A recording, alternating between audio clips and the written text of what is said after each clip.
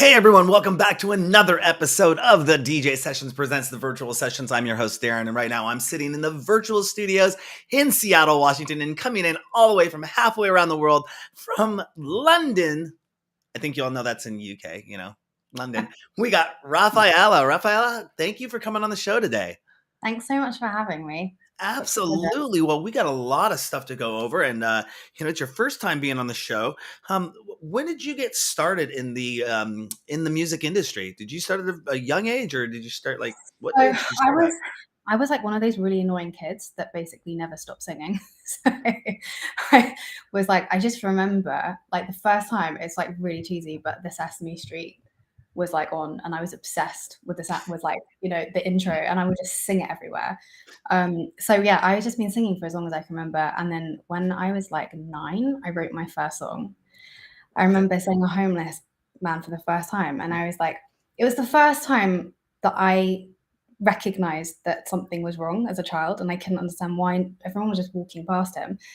So when I got home, like really cheesily, I wrote him a song and then prayed that it would reach him so he felt, loved and like that he wasn't on his own.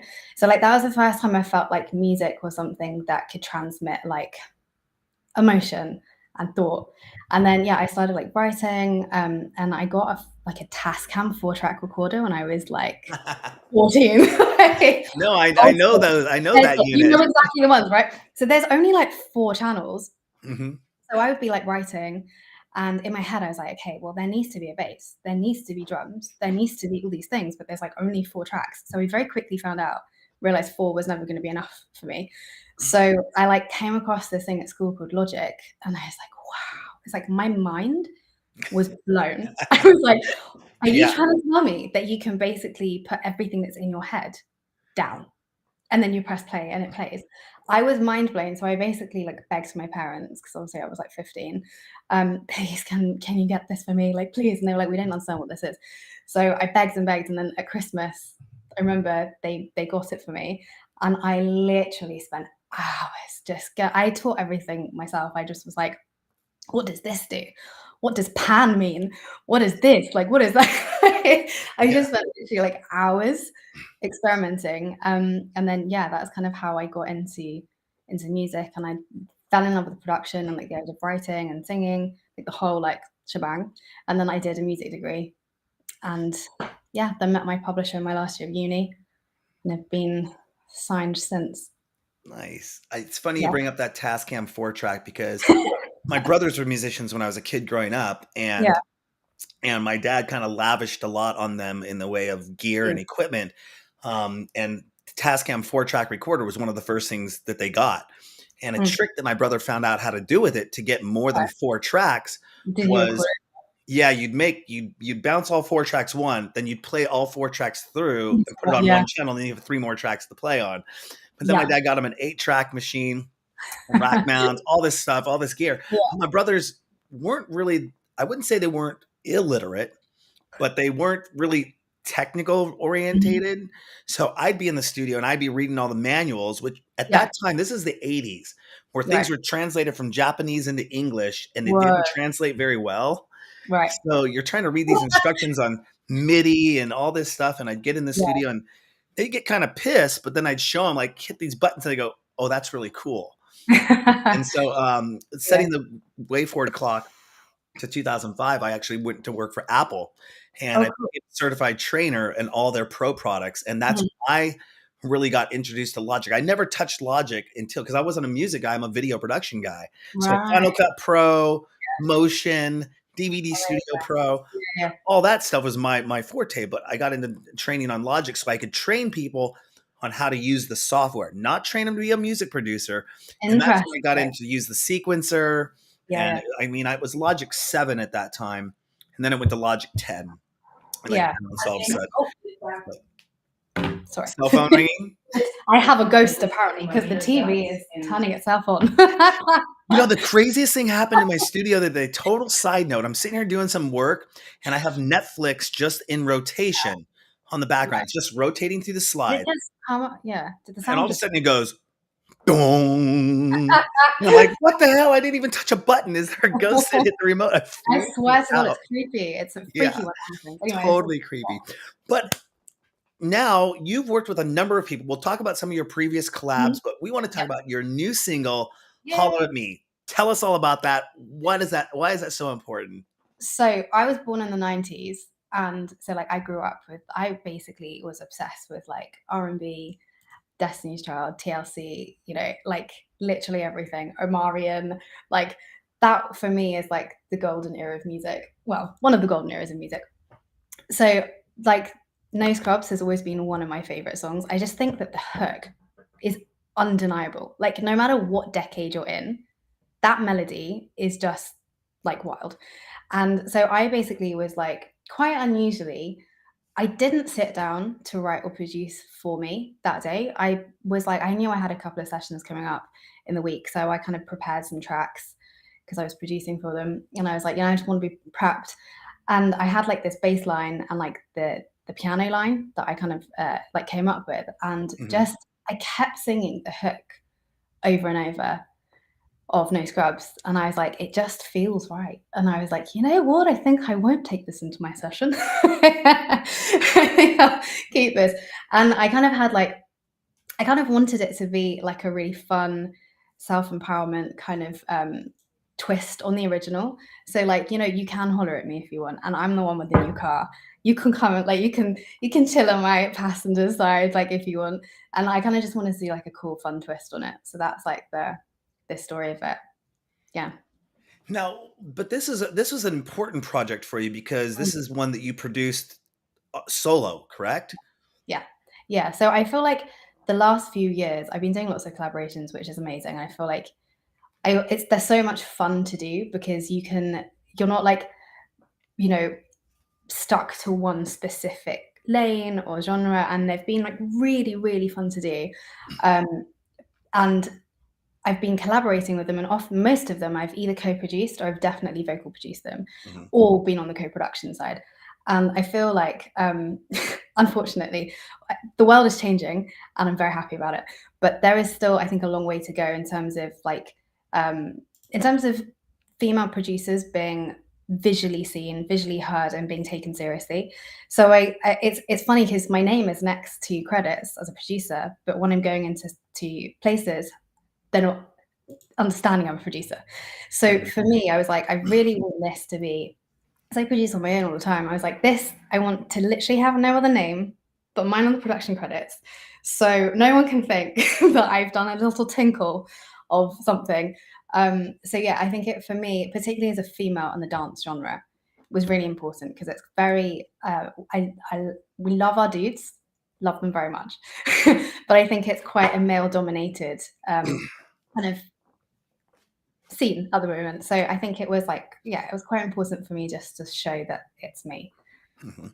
Yeah. And if you could describe your music in 3 words, how would you describe the sound? How would you describe it? Oh, okay. Well, I love words, so 3 is gonna be hard, but let me try.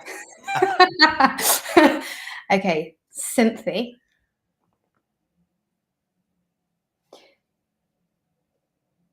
alternative,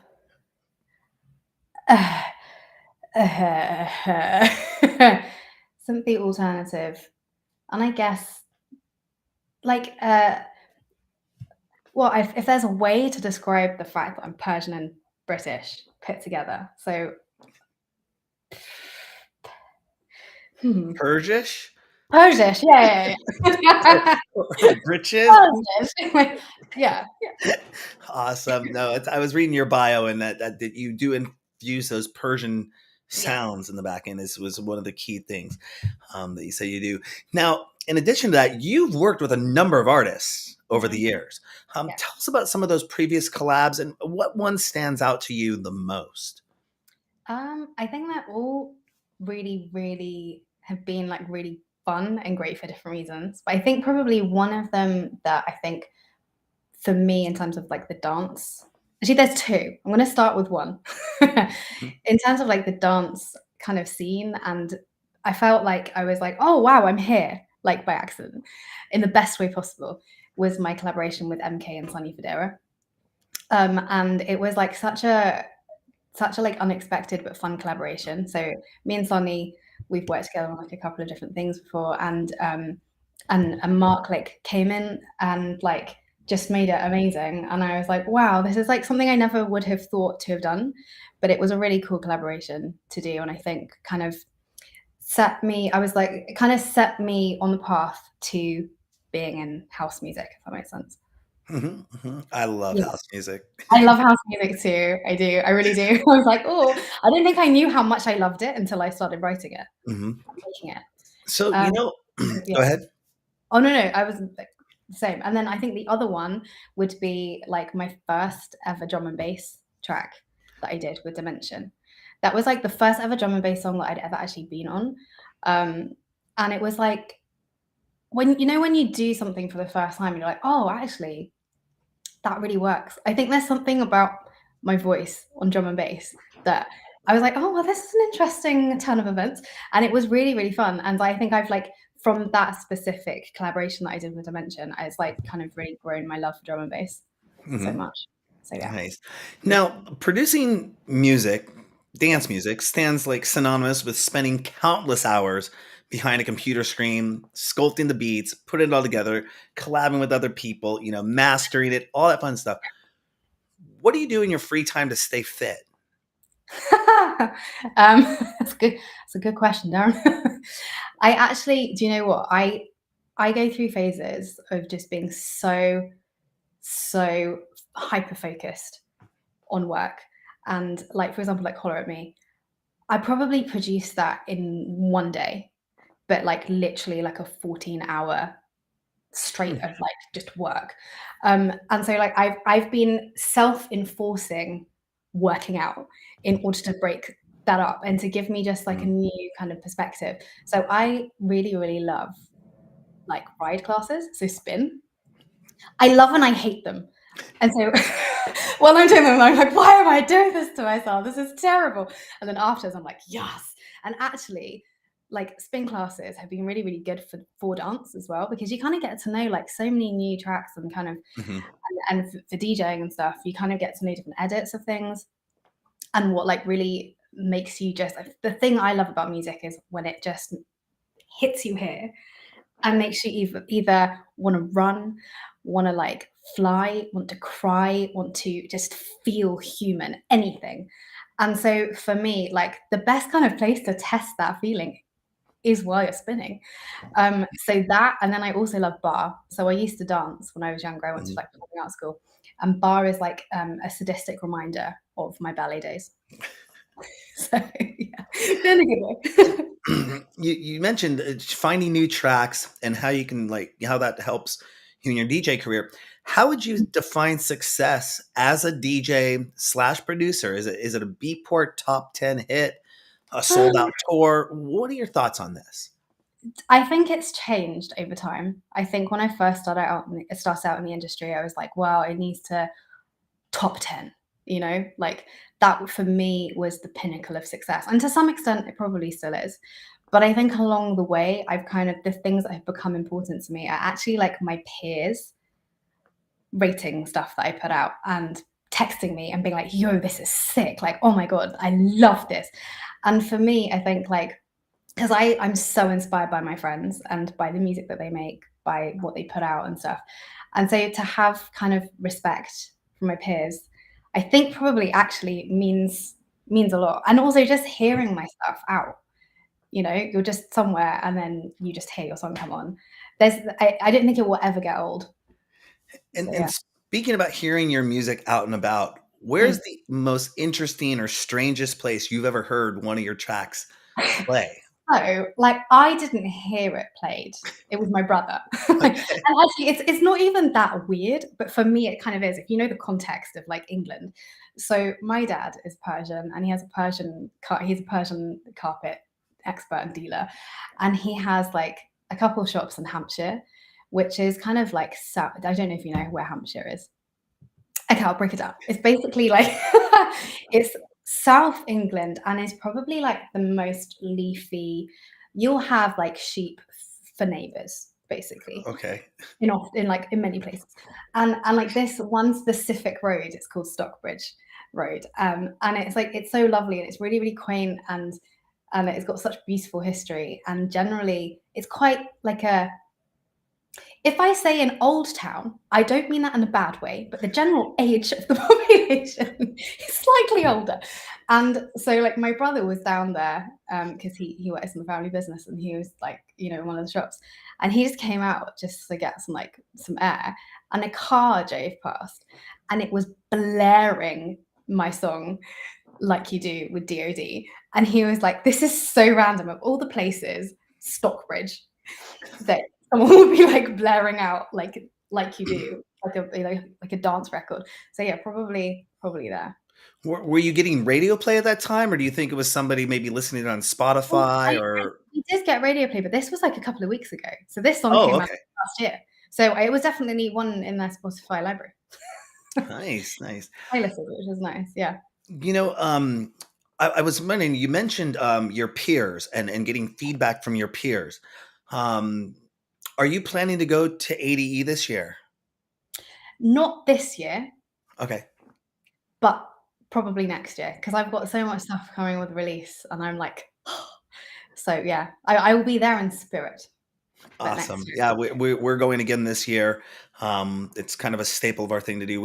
I went for the first time last year, going to Europe for my first time last year. It was just Oh, amazing. amazing, beautiful Yeah. city. But you mentioned peers, and I didn't know if you do a lot of connecting in person, or because everything's gone online now. You can produce tracks.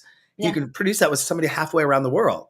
Yeah, I you mean, can. it's been that way for probably a while now, Yeah. but No, but it's true, and I feel like some of the collabs I did, I had a track out with Fredo, that I did with Fredo and Amanike, and we did that actually in the middle of lockdown, and so mhm, we did it online. Like, we were just flying parts back and forth to each other, and it was just super fun. I think it like opens your mind to a different possibility and a different style of working. I feel like both are amazing, but I really do love being in the room with people mhm. and writing and producing like collaboratively together. But it's great. I mean, like, there's been so many tracks that I've done, and we've not even ever met. I've like before I played Brixton Academy with MK for New Year, the fateful 2020 New Year's Eve party, where we were like, "This is gonna be the best year ever," and it really didn't age well. I know that feeling. We'd never met. We'd never met before. Oh wow. So it's like really, I think the internet and technology is absolutely incredible what you can do and how you can connect with people. And Absolutely. Oh, go ahead. well, yeah, we mean we're doing it right now. So Well, that was the whole thing is a lot of our stuff. I like doing in-person interviews. Think about doing a lot of red carpet interviews, meet and yeah, greet with the celebrities or the artists backstage. We yeah. have a mobile studio that we can pull up. It's a big glass box in the back of Mhm. a truck that Yeah, we yeah. can That's pop up cool. in front of the nightclubs and do our interviews there. But, everyone thought I was crazy for doing this online live streaming show. They're like, who's going to want to watch a DJ online? And I'm like, well, we're doing, it's taking a radio show and Mm. basically adding video element to it. Yeah, it's true. And if you see some of our first episodes and how technology has progressed over the years, I mean, I'm like, that's what our shows look like, and people thought they were good. Like, whoa! I mean, the Yeah, quality, the bandwidth wasn't there, yeah. and Well, it wasn't. even like creating, I remember Mhm. like a couple of years ago before Zoom completely blew up and went like wildfire across the world. I remember trying to like make beats over Skype. Wow. Yeah. That Wow. that Yeah. was, and I mean, you still have a lag in Zoom, but at least you can you can screen share. Yeah. You've got like so many. I think the audio quality too. We use audio movers. Well, Mhm. like I vocal produced the Little Mix album, like in lockdown, Confetti, and we were doing it through like audio movers, and the quality was unbelievable. So that is Mhm. a really amazing tool as well.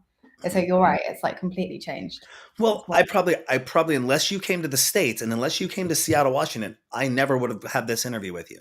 it's true. And that opened up the world. Is like our shtick when 2020 hit, the pandy, and everybody from the number Yeah. one, what? The Panny D. Yeah, I call it Pandy. But the number one DJ in the world to a DJ who never thought, somebody who never ever thought of DJing. Yeah. Everyone jumped online and started doing that music production online. Yeah. But because nobody could go anywhere and they didn't know the technology, it was just them. I called 2020 the look at me year when it comes to the internet. Look at in every post on social media, I'm going live, I'm going live, I'm going live, I'm going live, I'm going live. I remember. I'm like sitting there going, okay, I think I need to reinvent my brand. I think I need to reinvent something and do something different. We found a way to actually still do events here in the States because our state was on total lockdown because we do what's called silent discos. I'm Oh, not that's sure. so cool. Yeah, silent discos are fun. So we found a way that we could go out to a park. We could stream live from the park. I put a 6-foot barrier around us because you'd have 2 people in a park, put a 6-foot barrier around us, and then I'd slide the headsets across the table 6 feet to the person who could pick up the headsets. Then they could go social distance out in the park, Oh but my they could God. still have a collaborative music experience, That sounds social distancing in the so park. cool. That is a great idea.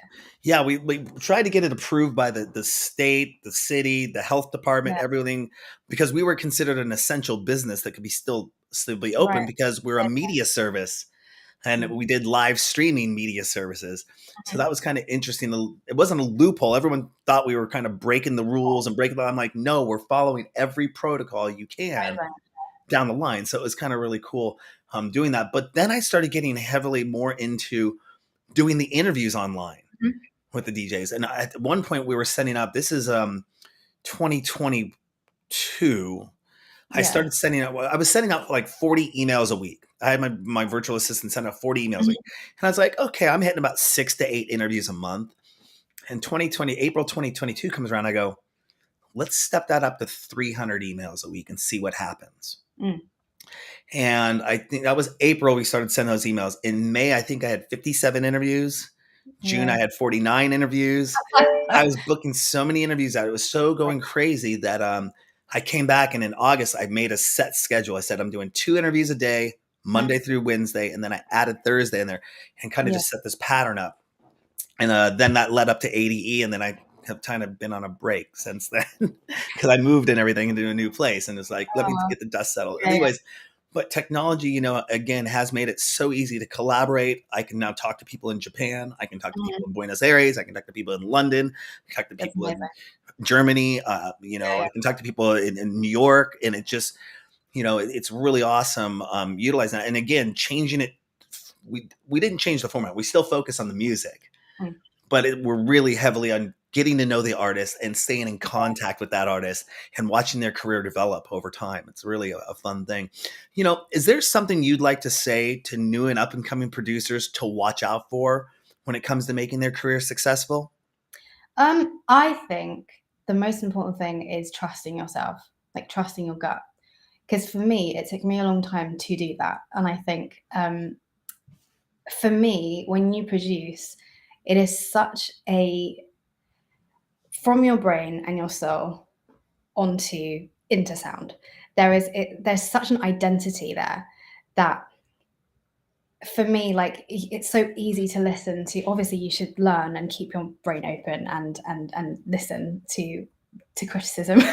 But I think particularly like, as a young producer, and for me, with my personal experience as a young female producer, I think it's very easy. People will always trying to tell me what I should sound like and try and do it for you. And actually the biggest thing that I learned was no one is going to create my sound better than I can because it's literally in my brain. So why should you go through other means to other people to then get to what you actually what you're hearing in your head?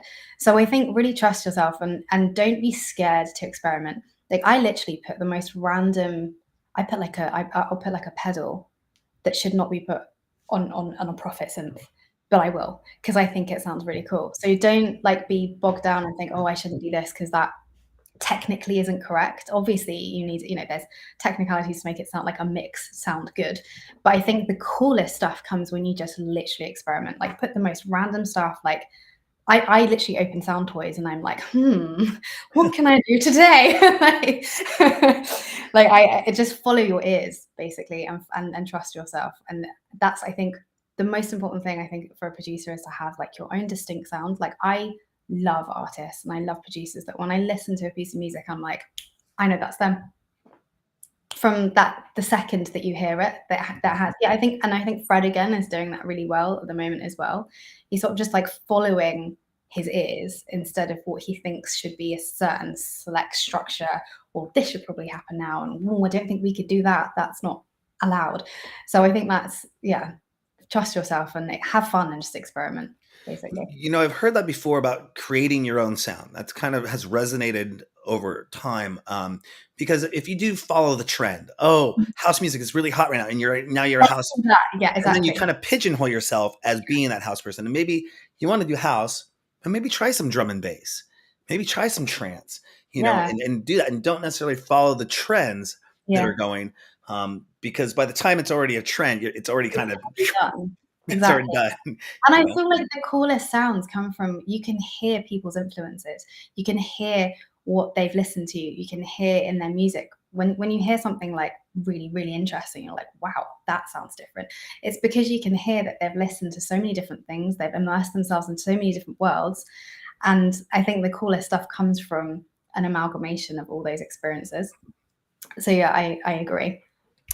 And you mentioned the word, you used the word influence there. Who Mhm. has been your biggest influence when it comes to your career as an artist, and why? Oh, that's really difficult. I think there've been a couple of people, to be honest with you. I think, like going really, really, really far back, Nina Simone, I think, is one of like my huge influences, because I just think what she stood for as an artist is universal to genre. And I think how brave she was as well, to kind of be everything that she wrote and she stood for was basically like standing against everything that was currently, injustice, Mhm. and I think her voice as well was so incredible, was so like resonant. And as like as a female, like that's amazing. So Nina Simone, I think number one would be like one. And then I think Fred again too. I know that's probably like a very, very like obvious 101 answer. But I think I really, and I know that he's come from doing stuff like writing for Ed Sheeran and producing for Ed Sheeran. So I know he's like very commercial as well. Lots of people don't actually quite realize that, maybe. But I think the way he's been able to kind of come through and cut through, like as an artist that sounds so different to what we've been used to, is awesome. And James Blake as well. I absolutely adore James Blake. I realized we were at uni at the same time, and I never knew. I was so sad. He was like year 3 and I was year 1. And I think his writing, there's just so much soul and so much truth in it. I think that's the thing that really resonates with me when I listen to it, because there's just no filter on what he feels. And I think the music that really, really connects the best is when you feel that there's that human experience that's being sent to you, and you're like, wow, I'm not alone. Like someone else feels this. So yeah, I think, and I think all those 3 artists, actually, the one thing they have is truth. Mhm. It's like the red thread. Yeah. Okay. Who's the most inspiring person you've ever met backstage? And tell Oh, us why this person inspired you. oh, that's a good question. Okay, I think actually Martin Solveig. So we recently had a track out together, and I've got another one coming out on his album. And I say inspiring because he's such a lovely person, and I feel like he has not many. When I say not many, it's unfortunately not super common. He, I think, has like a selflessness about him, with really loving and protecting and kind of like really championing young artists and young producers, and giving them sort of like a platform and not feeling threatened by it. And I think he has such a lovely like way of doing that. So we met actually like back in November. So I say backstage. I say loose backstage, a backstage in the way of a studio. um, and we were working with Mark Ralph and Karamani. Like Mark Ralph actually did the final mix of Holler at Me, and he is Mark Raff is one of the most incredible producers in the UK. Like, I'd say 90% of hit songs that are out currently, he's had something to do with. And so we were in the studio together, and me and Martin we just hit it off immediately. And he was like, come to Paris, we need to write more. And so we went to Paris, and my parents, we're very Persian, so we go often places together. So my parents tagged along because they were like, oh, you're going to Paris for work, are you? Well, we'll come for a holiday. So we all had dinner together, and yeah, and he was so lovely. I actually played him Holler at Me before anyone really heard it, and I was nervous. I was like, oh, what do you think? Do you rate it? It's okay. And he was like, oh, it's great. And he was really, really encouraging. And he was like, if you want to collab on stuff like that, he was super lovely and open. So I think, yeah, Martin Solveig. Okay, you mentioned your family and taking them on a trip with you. And you mentioned a little bit earlier on what your father does for a living, and your brother actually still works there. Do you come from a musical family, or not necessarily traditional music? I mean, maybe not classically trained, but did your parents have an influence on you musically? Or do you feel you kind of did your own? You mentioned really early on, you were singing song, writing your first song, Sesame Street, 9 years old. Or did you just ran with it? Or do you feel you came from a musical family that helped encourage that? So I think it definitely was in me from the beginning. I just remember just having this burning passion and just love of music, of all things music. But I think I do come from a very creative family. So on my mum's side, my grandparents are both artists. So they met at the Royal College of Art, and a different medium of art, but still creative. And my granddad, he was a stained glass artist, and he'd do stained glass art for churches. And he had this big studio in a barn, which was basically part of the house. He was they had this big farmhouse essentially. And so I remember I actually lived there for the first couple of years of my life, and we'd always go back there for for summers and stuff. And just he would literally blast all types of records. He was a vinyl collector and was obsessed. And he was so meticulous and particular about his vinyls. No one could touch them. No one could play with them. And he absolutely loved records. So he would put them on. It was there was a reverence of respect around them that I grew up understanding. And he would blast them through the house of all types of genres, and he would whistle and sing and be playing and be creating art at the same time.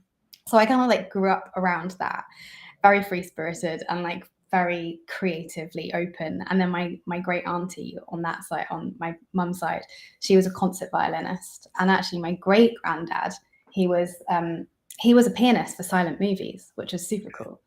And on my dad's side, I think often people think if you're from a Persian background, the typical thing is you must be doctor, lawyer, engineer. But my dad, he came to England when he was 17, and he got stuck in England because of the Iran-Iraq war and then the revolution that happened, and he had nothing. So he everything was cut off, all the money, all the communication. So he basically built his entire business from literally nothing. And he says I remember there were weeks where we'd have biscuits for food because we had no money. And so he's created a company completely from his own brain. And so he always kind of instilled that in us, it doesn't matter what you do, just go for it. And if you love it and you are, you work super, super hard, he was I'm here to support it. And he's really, really musical. He actually managed me for from until 2 years ago. And not many people know that. I actually the one thing I was so happy about was I could give him, so one night from the track I did with Sunny, Federa and MK went silver in the UK, and my dad managed me. He did that deal and everything. And so I was so happy to be able to give him his disc. So he has a disc and it has his name and it's super cool. So he's got a really musical ear. He didn't grow up doing music, but with all he's obsessed with drum and bass. he's obsessed with dance music. And I, you know, like up until a couple of years, like years ago, I would always be creating music at home. So I had like a home studio. I've got my own studio now, but my dad would always come and be like, okay, play me, what are you working on? And if I was ever stuck on a song, and still to this day, he has his DNA in a lot of songs that people don't know. Like if ever I'm stuck on something, I'm like, ah, something's just not quite right. Can you listen to it? And he'll listen, he'll be like, yeah, like the snare needs to be louder. And I'll be like, oh yeah, cool, okay. Or like, there needs to be more verb. I'm like, yeah. I guess that answers my next question. Yeah. I always love it when this happens on the show. I was going to ask, does your family enjoy listening to your music? Do you know what? They do. However, when the same 4 bars are looped over and over and over and over again, which we all know that's the only way to get stuff done. I mean, I just go into like hyper focus. My mum has this thing because I still go home and like work sometimes there because I'm basically there all the time. She'll do this thing where she'll just come in and she'll just like close the door. And they were like, cool, okay, well, I've understood. Like you're kind of fed up of that 4-bar loop. I understand. But yeah, they do really love it. And they blast it every like weekend. We go off every Sunday, we have like a family day. And we like sit in the car. And I think that's like one of the things that why I love music so much. My dad, kind of like my granddad, treated the car stereo as like almost like an altar. He's like, okay, this is like, and he was very kind of like, only good music may pass these speakers. And so like he now like because I produce and I write so many songs in a week, I'll send him them, and then at the weekend we'll have a listen to all the ones that I've done like that week, and then like blast them. So yeah, they do really love listening to them. So you do the car test with your songs? Yes. Oh my god, 100%. Yeah. I've heard that's kind of a huge test, getting out of the studio and seeing what it sounds like in the car. Really? Oh my god, it's so important. It's like, oh damn it, I should have upped this up. It's funny you bring up that Sunday listening or Sunday family thing, because when I was growing up as a kid, it was either we would clean the house on Sundays, but it was either classical music or country music, country western music. Okay. And I grew up, I didn't necessarily appreciate country music until I got older, and I was like, actually, that's a really great song. Because I was more into hip hop and rap, and then I got into electronic music, which, you know, there's roots in classical music there in the sense of when it's down tempo ambient, and obviously house music in the clubs and trance and techno and all that fun stuff. But yeah, I remember those Sundays was very key. And my dad would make a big breakfast for us. Like the big breakfast would be his fried potatoes. That's exactly what my dad does. Eggs, the bacon, the sausage, the big Italian sausages, not the little breakfast sausages. Yeah. We have the halal sausage. Yeah. So that was kind of a thing to do on Sundays as well. Yeah. So definitely can relate to that. What has been the best piece of advice you've ever been given relating to the industry? Relating to the industry. Oh. I think actually one that stuck with me that I think is very useful is when I was like 19, I had this music teacher called Kevin Leo, and he was really, really tough in the best way, if that makes sense. You know, one of those like tough love teachers. And I need that. Like I respond well to that. So he was kind of like, he gave me this one piece of advice, and he was like, ego will make you but also break you. And as an artist, he was like, it's the one thing that will make you successful, but you need to let it not get in the way of learning. And I think like for me, that was like really important, because I feel like as artists and as producers, we all have like, we feel like we want to get something out, and we feel very, very personally connected to it. And sometimes that can like get in the way, and blind is important because you need to believe in yourself. You need to have I think all of us are slightly delusional that, you know, we need that. But I think like to always have that in the back of your head. And I'm quite spiritual, so I really, really love Rumi and Hafez, and Sufism to me is like really important. And that actually is based along the whole idea of dissolving the ego and becoming at one with God, or whatever you want to call God, like the universe. And for me, like that, it's always treading that fine line of believing in yourself and being confident, but not cutting yourself off from learning and being open and being stubborn. And I think no matter what part of your career you're in, I think that's always important. So whether you're starting out and you think I'm the best and you don't want to listen to anyone, important. If you're gaining success and you're like, damn, I'm hot, important. So it's really important, because there's other people also that are going to come and say, oh no, this is crap, do this, do that. And you need to have some level of like, no, I am who I am. But just, yeah, finding that fine line. And I think he was the first person to tell me, in a way, basically, don't let your ego get in the way, which I thought was, yeah, important. Totally can relate to that. I have a little moniker that I have. I call it PMI, or positive mental influence. And I use that in my daily life and everywhere. And I actually had somebody a few years ago come to me and say, because I was the way I post on Facebook, the way I post on socials, it's all positive stuff. It's all very like, this is really awesome, having a great day. And they came to me and they said, Darren, there's no way somebody can be that positive. And I'm like, okay, maybe because you have negative things going on, or you're doing negative things in your life. You may not believe that somebody can actually be like that, but yes, I can be, and I have to, in a sense, be that way. Not egotistical, not conceited, but confident. Because you don't want to wake up in the morning and go, today I'm going to suck.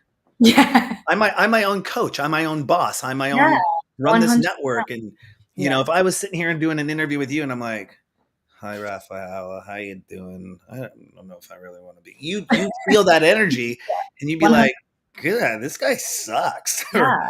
you know, I got to kind of pump myself up. And a saying that I use is, it's from the old school '80s WWF. It was Randy Macho Man Savage, and we always use that, slap into a Slim Jim. You know, it was that commercial that he'd do, and it's like that, pump it up, let's go. You know, or No, you have to. You have to, yeah, like, I mean, to self motivate. I mean, I got to get out of bed today. I got to do this interview. yeah. I got to get back on the ball. I mean, I just revamped my whole schedule. I can look up here and wondering why I wasn't getting things done. Mhm. And then here I go. Here's my daily task. Here's my weekly tasks. Here's my monthly tasks. Here's my one-offs. Yeah. And getting back to those basics, because I got kind of lazy with all the help I was getting. I didn't want to do it because Yeah. I was paying somebody else to do it. Like, I have a guy doing my website for my other company right now. And I'm like, I know how to do this stuff, but I'm like, I don't want to do it. So You have I'll to pay you to do it. you have to keep hungry. Yeah. It's important, because otherwise And that, yeah. because what happens is, if I started doing my own website, guess what? It takes me away from doing this stuff. Mhm. Or if I start doing the sales, it's like, okay, now I'm spending 40 hours a week doing sales, and I'm not focusing on the DJ sessions. So Yeah. something's going to suffer. And this project, I wouldn't say project. This has turned into kind of what we started in 2022 was, I think even 2021, I was working with somebody from the UK, Luke, one of my guys. He was helping me do some PR and everything. And he was getting me write-ups in some of the top publications. He was booking interviews with some of the top DJs from around the world, producers. But I had to pay for that. You know, and I understand the value of paying for something to maybe open up those doors or have that Rolodex open. But it was nice having somebody do that, because it let me focus on the other stuff. Yeah. You know, and being able to focus, there's only so much bandwidth you can get, and you can get burnt out really easy too. And that's, I get that feeling sometimes, because I'm a producer, I'm a writer, I'm a vocal producer, and I'm a singer. Mm-hmm. Sometimes I'm like, what can I do? Like, it's too much. and it's really, really great. Like, I wouldn't change it at all. But I think, like, that's one of the reasons why, like, with Holler at Me, for example, I was like, I need to outsource this mix to Mark. Mm-hmm. Like, it gets to the point where actually, like, also a level of distance is also important, because otherwise it's so easy just to kind of, like, you know, get lost in too much detail. So yeah, I agree. Yeah. I think it's good to be able to do everything, No, you can. Yeah. You choose Well, what you think is that's the most. thing, is I've always, whenever I've assigned a task to somebody, I will never assign them a task If that you don't, I don't know how to do myself. I agree. That way, if they have a question about it, I'll be like, here's how you do it. Let's do the Yeah, training video. Boom, boom, boom. Once you get this down, I can do this in 2 minutes.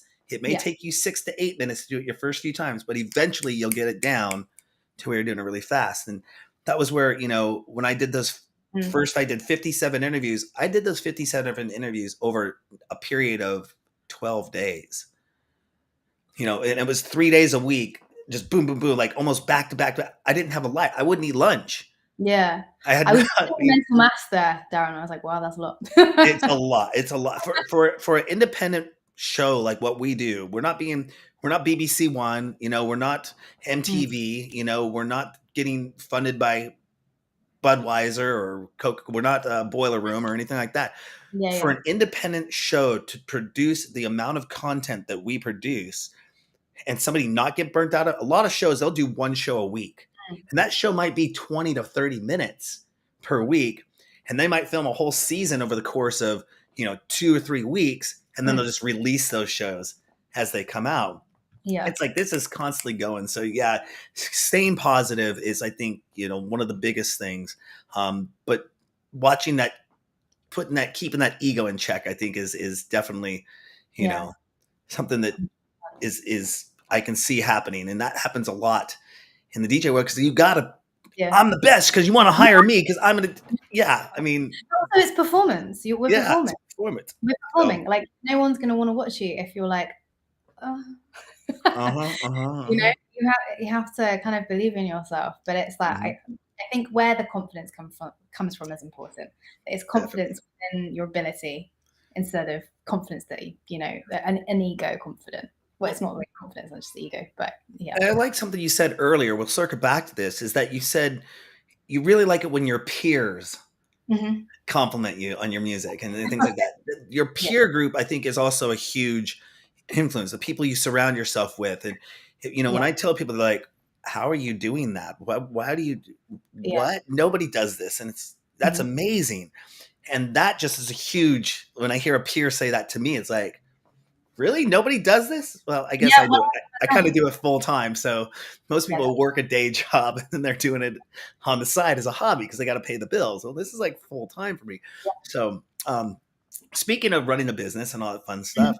Yes. what has been your best business decision in favor of your artist career? Oh. This might be controversial. This is this is slightly controversial. I mean, I would say up until now, because I wouldn't rule it out at all. I think staying independent has probably been the best decision so far. That's not to say that I wouldn't not, but I think to stay independent and retain sort of my, you know, the power that I have and the choices that I can make when I want to put music out, how I want to do it.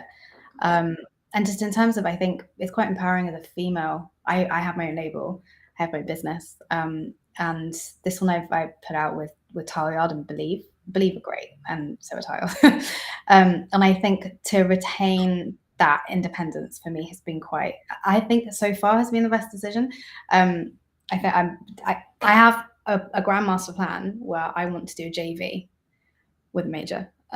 So I think that is like probably the way I think I would love to do it, and then sign other artists as well, and Mhm. create a really great community for particularly for females, and sign female DJs, female producers, and cultivate a community that I feel like is really I think not only lacking, but I think is really needed, because I think there are a lot of females that are doing absolutely sick stuff. Like Jazzy is killing it. My friend Camden Cox. There are so many, and I'm definitely going to be missing loads of people by naming anyone. But there's so many of us that are like absolutely like killing it, and really, yeah, I'd love to cultivate the new generation of doing that too. Mhm. If you could host an event of your own Yes. without any limitations, name Oh, 5 things you would want to have at that event without any limitations. without any limitations. Is this a music event? Yeah, well, I guess any kind of event, but I would But assume there would be music there. it wouldn't be my event if there was no music. Yeah. There would be an absolutely massive Persian buffet. Okay. Number one, food Well, I'm a recipe. foodie, so I love this event already. Yeah, I mean, same. Okay, I think any of it would. Do you know what? I'm actually going to say this. This is completely like a dream event, right? And a dream scenario. Dream event without any limitations. Out any limitations? Okay, I'm going to say in my hometown Esfahan. I currently can't go back to because I'm a female producer and a female artist and singer, and it's illegal to be a female singer. And so I don't know. Yeah, we're fighting for freedom, and so I think when hopefully that happens, and all of us, like so many of us Persians who are like, we're essentially in exile / the diaspora. That would be so beautiful because currently music is illegal to be like it's illegal to dance like in the street. So it would be an absolutely massive dance event in the middle of Esfahan with like loads and loads of sick food. And then there would be, oh, I feel like there's going to be like a lot of food involved in this. So, I was like a massive chocolate fondue fountain. And what else would there be? I feel like all of the most incredible artists, living and deceased, dead, because this is a dream event, would be there, would be invited, and would be in attendance. What is this? Number 4 is a number 5 is 5. We're on 3. You got 2 more left. Okay. You got 2 left. Oh.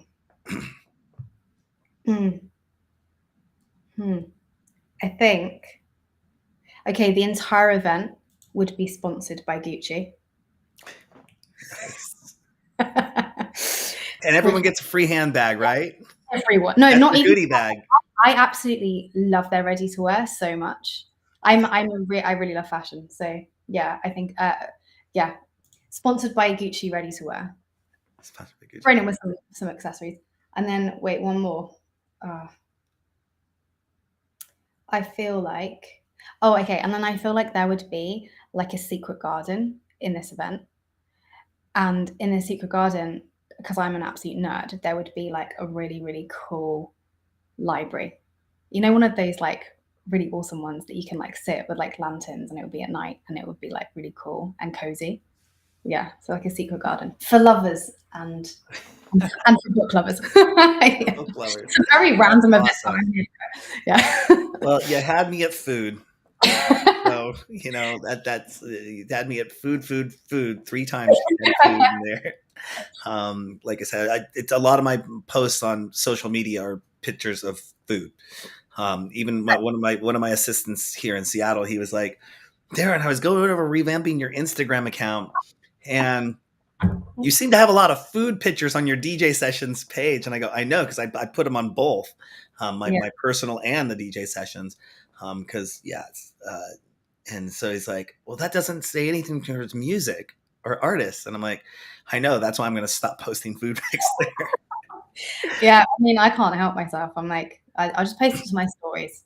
My feed goes there, but I'm a huge foodie too. So what would be, I know we just covered an event without any limitations and 5 things there. But going to working on a project, like if you were to work on a project or a collaboration, what would be your dream project to work on? Oh, I think I wouldn't even want to say a specific thing because I want it to grow, but I can tell you what I would want the elements to be. So I grew up in orchestras. So like my first instrument actually was violin.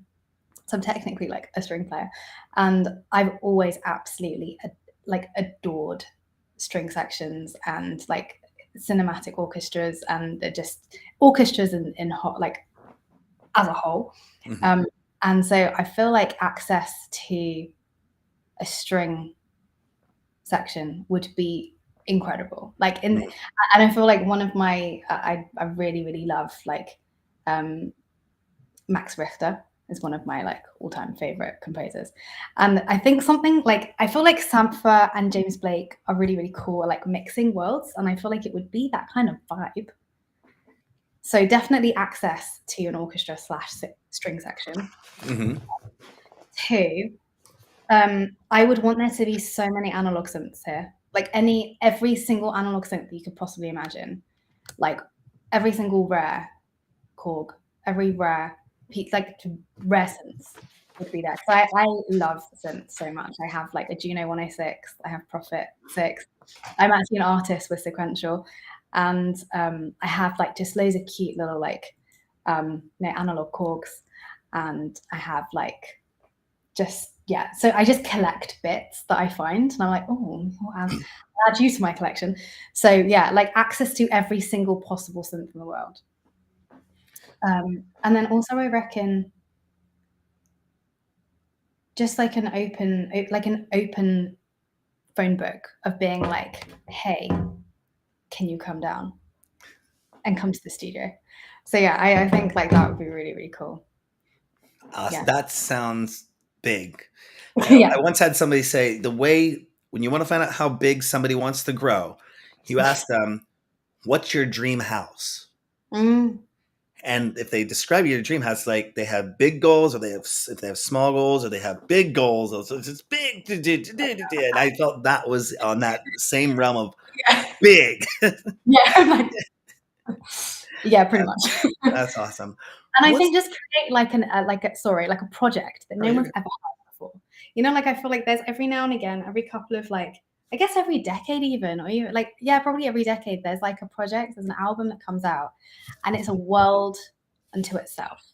I feel like Mark Ronson did that, you know, with Amy Winehouse, and I feel like there's every now and again there's a project that comes out that is, you can literally hear that there's a universe within like in it. So yeah, that. What's the nicest thing a fan has ever said to you? Oh.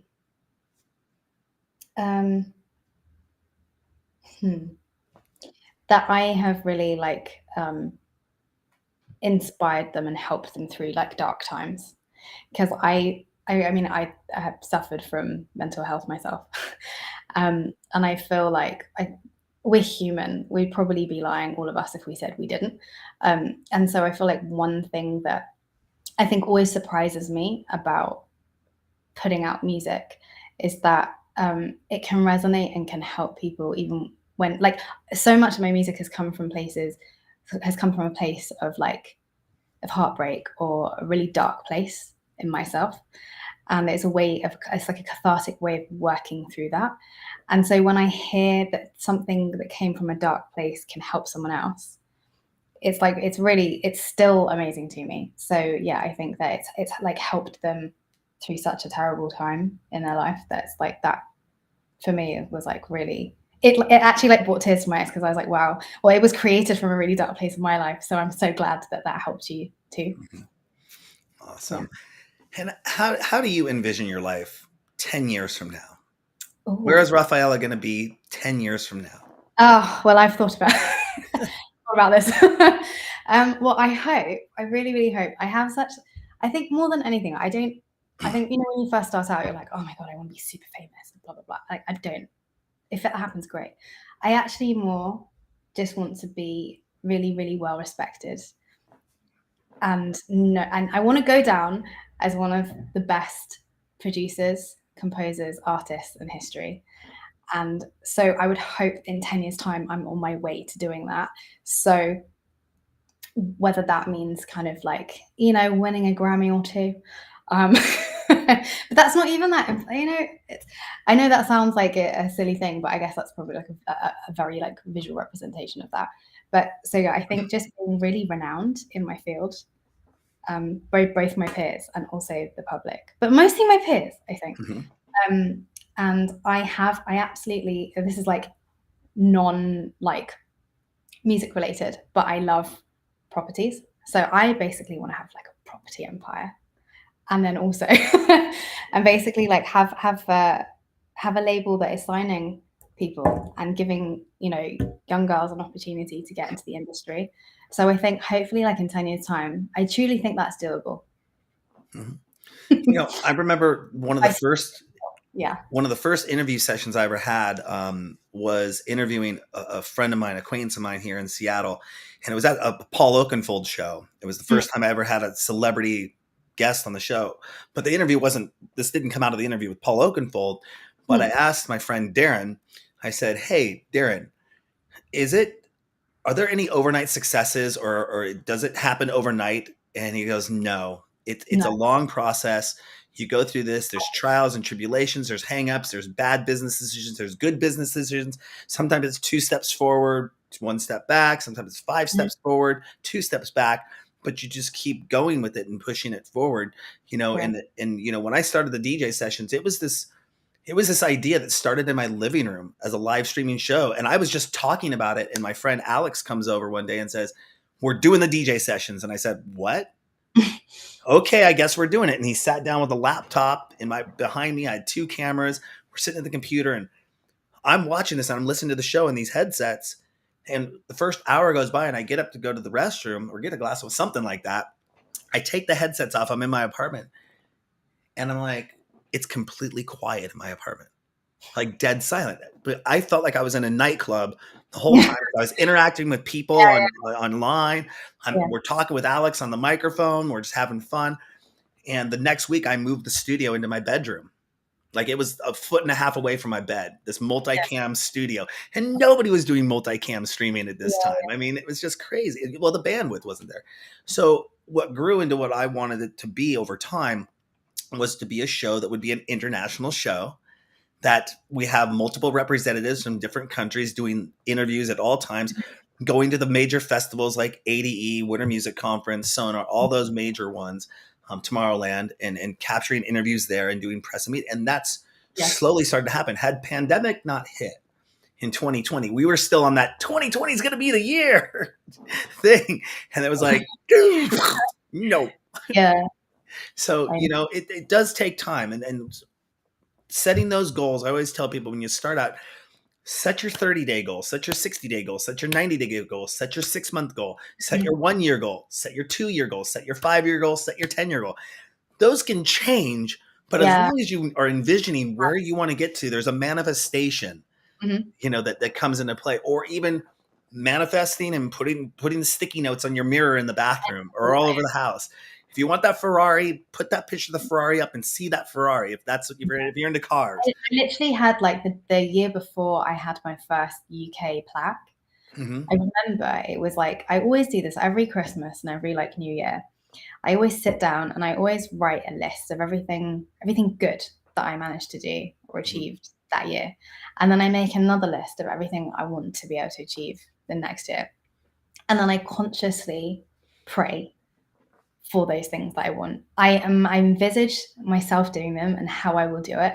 And then I just pray and I'm like, you know what? Like I'm just gonna work as hard as I possibly can.